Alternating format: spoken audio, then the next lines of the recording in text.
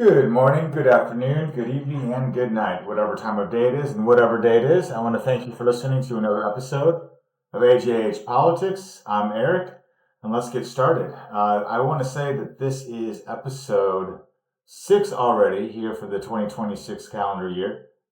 And we're going to go ahead and cover the Shawnee County Commission meeting from May 7th. This has to do with my uh, running for office for Shawnee County District 1. So let's go ahead and let's get started. Here we go. So there's several things that happened, nothing too crazy interesting, short of one thing. It started off with the Spirit of Kansas, which is more or less the 4th of July fireworks, where they talked about cap fed. At one point, I heard $35,000 they donated. At another point, I heard $3,500. I think it was $35,000. I might have misheard. I don't know how much the fireworks display actually cost the city, if it's just purely donated by CapFed or what. But in general, yeah, I do appreciate fireworks. I think it's a nice thing for the community. So they didn't talk about any sort of money that the city would be spending. It was more or less just talking about that this donation came through. There was no vote or anything like that on it. The next thing was to consent to the agenda, which passed with 2-0, simply enough. Oh, yeah, that's because I want to say Cook wasn't there from District 2, so it was Rippon and Mays. So anyway, then they talked about $3.1 million in vouchers, which I need to find out more about what this voucher means. If this is just kind of like what money is coming in on that month, or if this is like, hey, these are just kind of the payroll bills, for that we have to send out, for this month that we expect every month or every week, so whatever it is. But so to approve the vouchers 2-0, I think it's the money going out. Well, maybe not. I don't know. It doesn't matter. It does matter, but I got to look into it and learn more. So the next thing was to approve the correction orders, which passed 2-0. I don't know what all that was about. The county clerk announced some summer hours, and they were talking about whether or not they needed approval to even do that, or because the county clerk is an elective office, they can kind of like make their own rules as they see fit. Basically, just talked about doing the summer hours and how they're good and stuff like that, and that basically passed 2-0. They talked about it as being a pilot program, and they talked about like Riley County doing it and how it was well received, and how they would still have security at the courthouse from 7:30 to 5:30, and they want to do their hours from 7:30 to 4:30 Monday through Thursday, and then 7:30 to 11:30 on Friday. One question that I had that wasn't ever asked was just, how are they assessing it? Like, by what metric are you knowing that it was successfully received by the community that you're serving? But we'll see. We'll see how they report back on that at the end of the summer. This next issue was one of the big ones. So there was a bond issue for a multifamily housing to be built up by what I write here, DW Building, for an industrial revenue bond of about $14.5 million at the 2800 Northwest Rochester Road location. They basically opened up the hearing, no one's there. They closed the public hearing, and then they vote on it, and it voted 2-0, and it passed.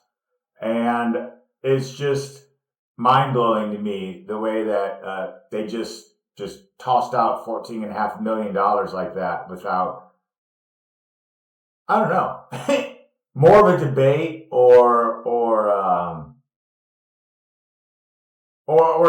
I know Bill Rippon. I think both the guys are like Republicans, and the one that wasn't there is a Democrat. We got to do more research on that stuff. We're going to do that video probably over this weekend, or at least try to record it over the weekend, where I want to do a little bit more of a analysis of the county commission.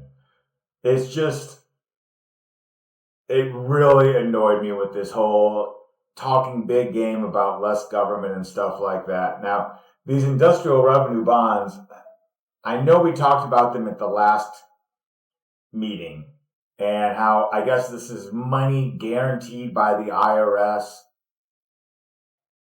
I don't know if the IRS just says, "Hey, here's $100 million federal dollars of taxes that we just give you, Shawnee County, and you spend it at your whim as you see fit." At which point, I get it. Like you have money,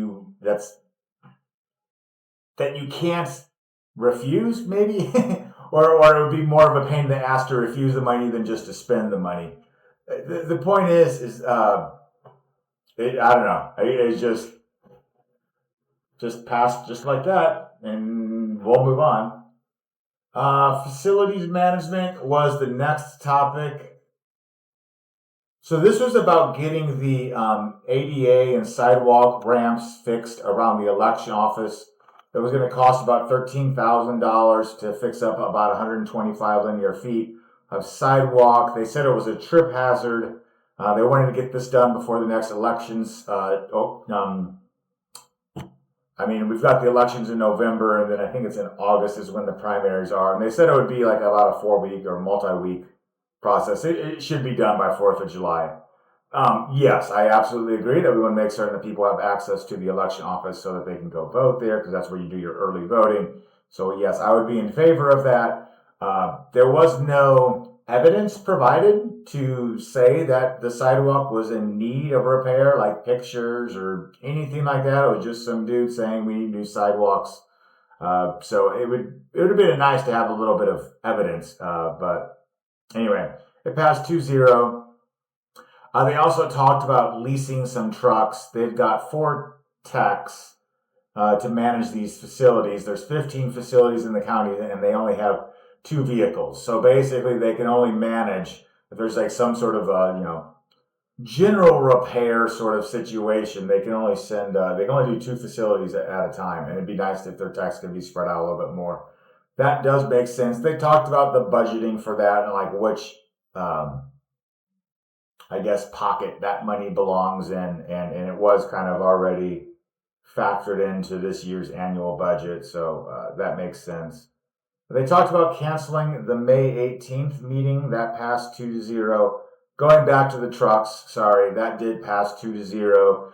I would also agree with us passing that. Basically, the only thing I wouldn't have agreed with is that bond, for the multifamily housing. I would not just have thrown out all that money like that without knowing a lot more. And maybe they are cognitive of a lot more than that, but from earlier meetings, I don't know. They did vote 2-0 to cancel the meeting on May 18th. Then they opened it up to public comments, of which there were none. Which, by the way, their meetings are on Monday and Thursday at from 10 till 11:30 or something like that. Most people got to work, It's just, I don't know if you can submit public comments by email. I don't know if I even really have any public comments other than stop spending our money. But anyway, then they opened it up to admin. They talked about summer hours at the DMV. Somebody came up and they talked about how they're filling up the pools for the summer pool time. And the health department talked about how they're going to be closed on next Wednesday for training.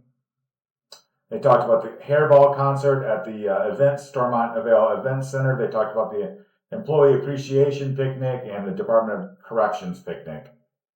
And that was basically it for the meeting. So I think that'll basically be it for this video.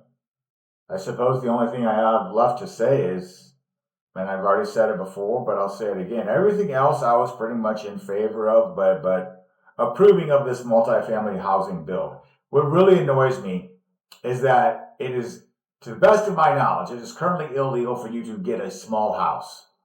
Build a small house in your backyard or on a piece of land and just be able to live there in the Shawnee County because of all the regulations about building a house. But then they have these developers building these multifamily housing. And you know where the money is going? It's going to the developers. The people that are going to be in these buildings are not going to get a reduced rent. That's not who benefits from it. It's the developers. So all this sort of but it helps the poor and stuff like that.